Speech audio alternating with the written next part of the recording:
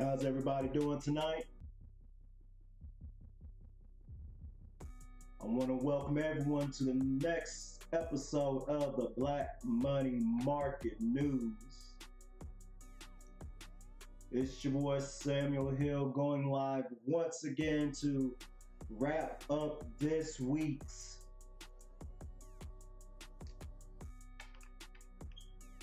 stock analysis and give you some insights into the world of cryptocurrencies. I hope everyone's been having a wonderful week as we start to kick off the weekend.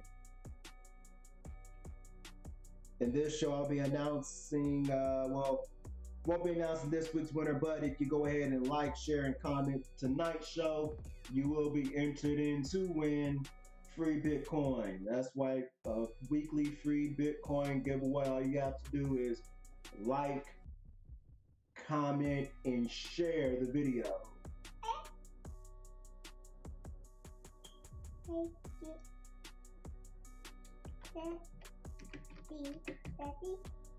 As y'all can hear, I have my youngest with me tonight. She's going to be my special co-host. No, I'm not. Well, you say you want to be in here while I do this, so that means you're going to be my co-host. You're doing that one wrong. You got to put a, no, don't be messing it up. You got to do the same pattern. So you need another ring.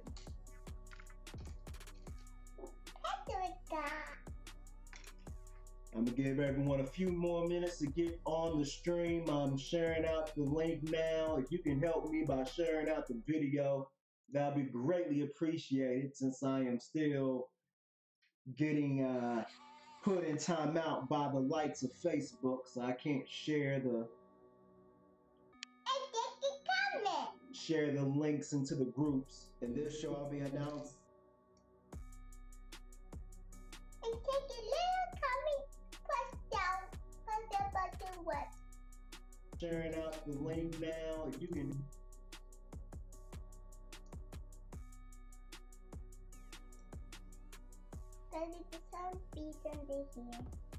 All right, y'all. I'm going to go ahead and get tonight's show started. So let's get going, folks.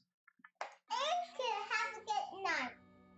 No, it's not that time of the show yet. We're just now getting started. So, I got that. See. All right, guys. So, to kind of wrap up what happened on the stock market today, all the major indices were up. The Dow Jones Industrial Average was up 143 points for the day. The S&P 500 was up nearly a full percent, up $23.80 on the day. NASDAQ was up a little over 1%, closing the day at $6,936.58. And the Russell 2000 was also up 1.5 today. Sorry, 1.5% today, ending the day at $15.30.42. Bitcoin was down slightly. The last time I updated the numbers for the day, down just $12. Gold was up $2, and the Euro USD fund was down just slightly. Now, to kind of explain the movements in the market today, with one of the key senators going ahead and giving his blessings to sign off on the tax reform with the increase in the credit for the child care deductions. They looks like they've been able to lock up all the necessary votes to pass the latest version, or the most current version of tax reform. Again, Layla, hush. With the latest version of the tax reform. So again, with that senator getting on board, looks like we're full of go to see those tax cuts roll through. Also, pretty good earnings coming out, and some developments in the merger and acquisition department. Disney has announced and Fox has announced they finalized a deal for Disney to purchase most of Fox Entertainment assets, including their their film and TV production studios, also including the rights to the first Star Wars, also X-Files, Simpsons, and more. So definitely look to see if that deal gets approved the regulatory process. But if that deal goes through, it looks like a $55 billion deal, the largest deal of the year. So that will allow Disney to give it even more content, pretty much the entire Marvel portfolio, as well as pretty much the right to all of Star Wars. Also brings in Avatar and other valuable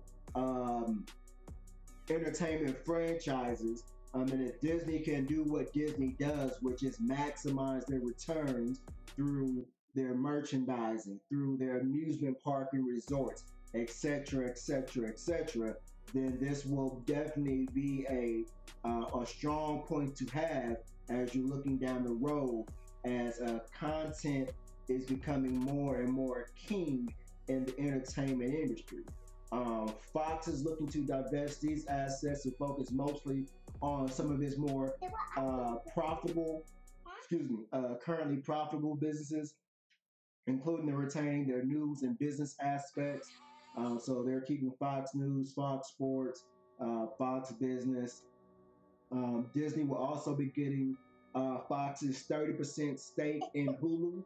So now Disney will have a 60% controlling stake in Hulu. Disney will also be getting Fox's overseas entertainment assets. So again, with the addition of the content and these assets, Disney's looking to have a strong play, a strong offering for over-the-top content when they roll out their new on-demand Netflix competitor in 2019 that they kind of hinted at their last conference call.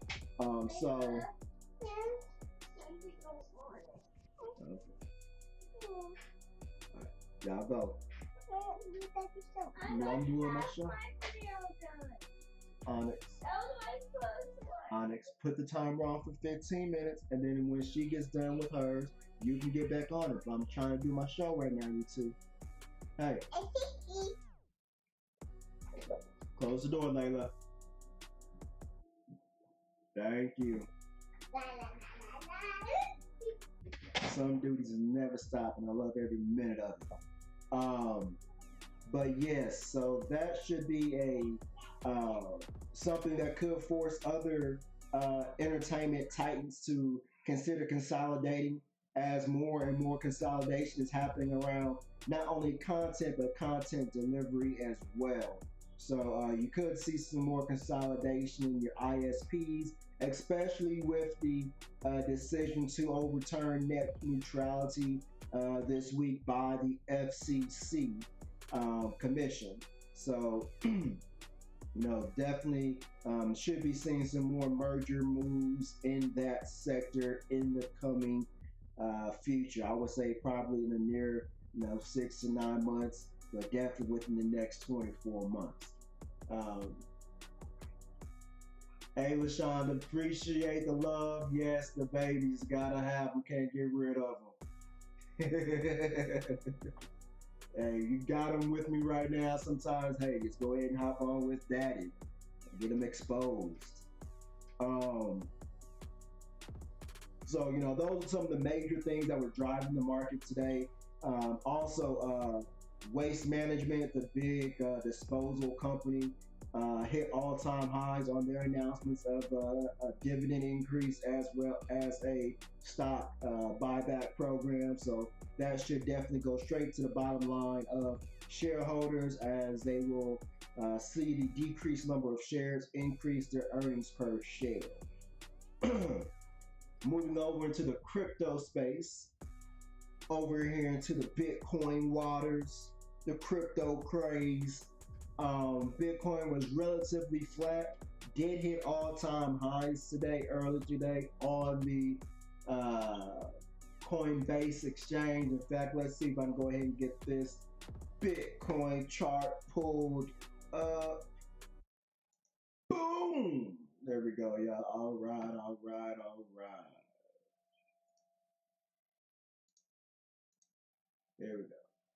So what I'm going to do is try to zoom in and bring this down to a 5-minute chart.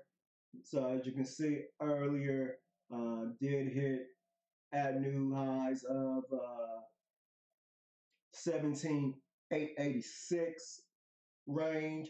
We're slowly grinding up, but since then kind of grind it back down, but has held this key support level on this 5-minute chart. It has, nicely rebounded off of there. Hasn't broke back through the 17,803 level or 17,850 level really to build enough momentum to uh, for that next leg up. It's kind of been funny since I mentioned the other day, since the rollout of the futures, the price in Bitcoin has kind of been in this solid sideways consolidation formation. So we should definitely could be seeing another breakout. And with this being a new base level of support, if this breakout does occur, we could see some strong moves to the upside with relatively uh, little resistance once that breakout move does happen. So looking on this longer term 1 day chart, we do see we are getting close to a bearish formation on the MACD after this outgain pace and that run up to the Bitcoin futures. If we do go ahead and get that full crossover on the MACD, again, we could see a pullback. I would not be surprised again we pull back down to the 15,000 levels or so. But again, if the near term movement of Bitcoin is an indication right now, I would not be surprised if we see a move above 18,000 that the rally could pull us to those 20K levels. Just looking at how the percentage of the previous moves we've seen here in Bitcoin as of late. So, folks, right now, if you're not in Bitcoin, we are getting a good consolidation base. I would say for a first-time entry price right now, 17,400 may be a good, stop limit order to buy. Maybe close on the higher end of 17.5 if you're looking to make an entry in the near future in the next couple hours or so. If you are a little bit more patient, I would even strongly recommend putting a buy order around 16,800 as well for if you want to get a little bit larger order placed at this time. But definitely are continuing to see solid holding of the gains of the last few weeks in Bitcoin. So that's always great news. Litecoin has also kind of cooled off as of late. Here's a 45-minute chart. Here's earlier this week's and last week's move going up to these new all-time highs. Popped above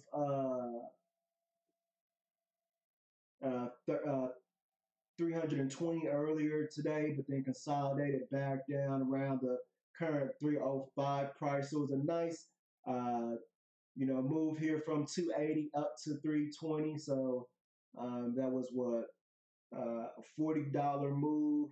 So on a $300 price, we're looking at a good, 20-30% swing right there. We saw earlier this morning. So um, good movement going on in Litecoin, good consolidation, not getting back too many of the gains.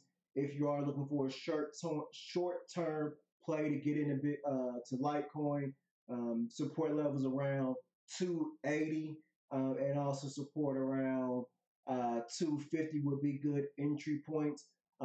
With there haven't been too much of a pullback, really testing some of the longer averages here. um, I would even say, would not be surprised to see a test of the 220 level before we see a next leg higher, especially with the volume seemingly to taper it down. On this 3 hour chart, we are looking to maybe get a new um, bullish crossover in the MACD. So that's always a good sign. So you may not get that pullback, but definitely will, if you're looking for that near term price, get closer to that 280, 290 price point for a near term entry. Also want to take a look at Ethereum. Good consolidation move we've seen in the last few days. Did spike earlier today. Um, Take it back to this 5 minute chart. And it's kind of riding that current wave on this latest move. A good 20% gain, it looks like, in the last couple hours. So Ethereum looks like it has that juice right now.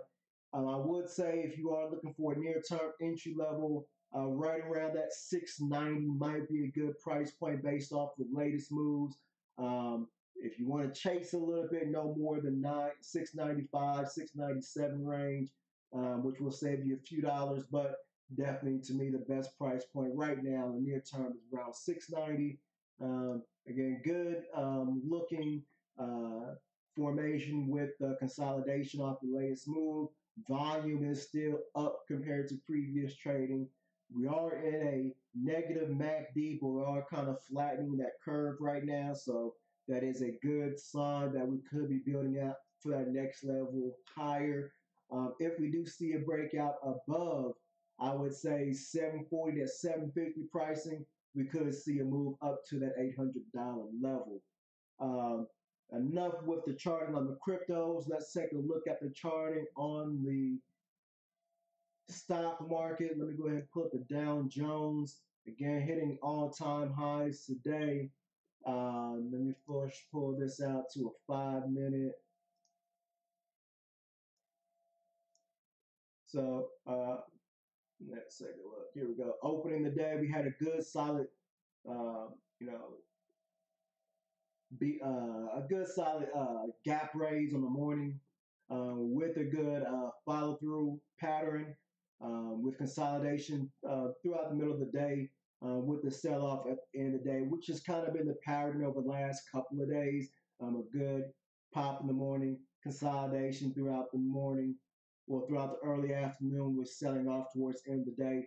We were able to, close out still in the positive territory, but we were rallied from the open, a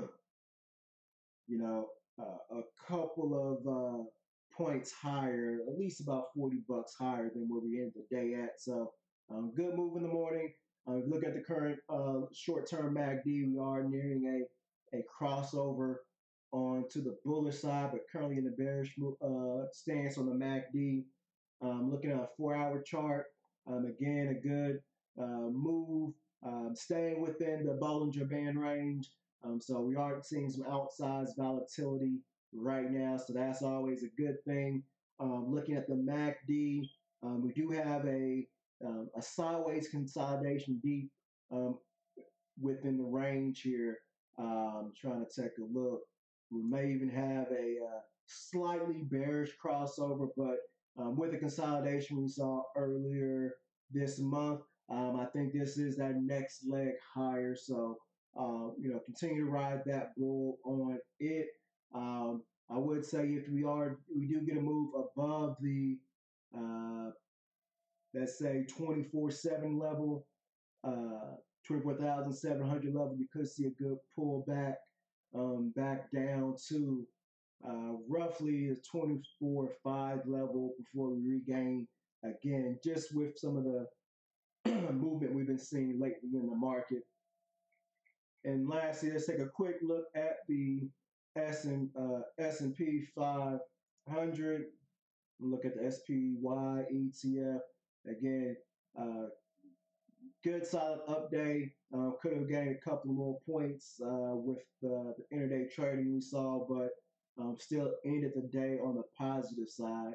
Well within the Bollinger Band range, so well within normal volatility levels. In fact, I would say we're in a good buying position up until the 268 level. So If you are playing the options, you can definitely get you a good 260, 260, 266 or 266.50. Those are available.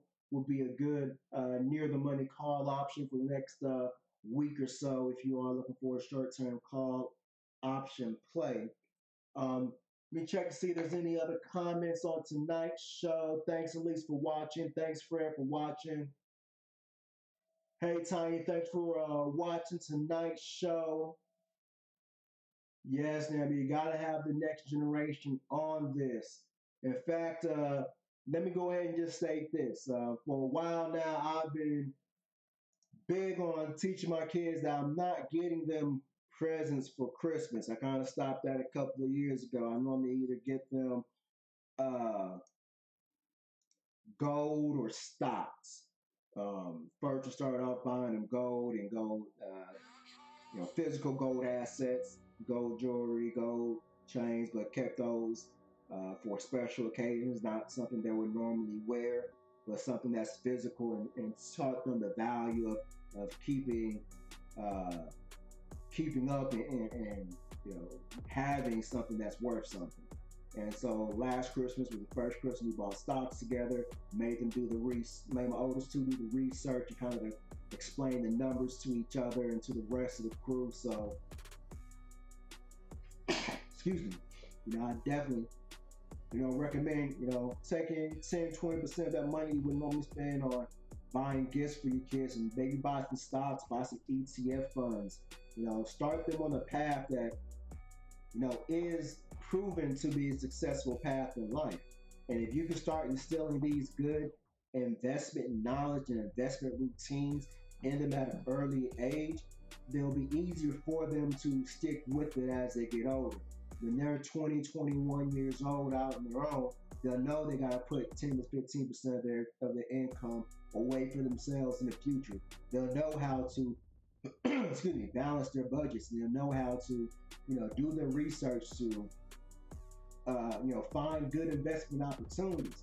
And if we can start our kids on this right path early in their future, early into adulthood, then, by the time they get to, our ages in their 30s and their 40s, they've, been able to build up, some wealth for themselves. They won't have to worry about the student loan debt that a lot of us are facing right now. So, that's what I hope I can somewhat inspire a lot of people to start doing is, let's stop wasting some of this money on the Jordans.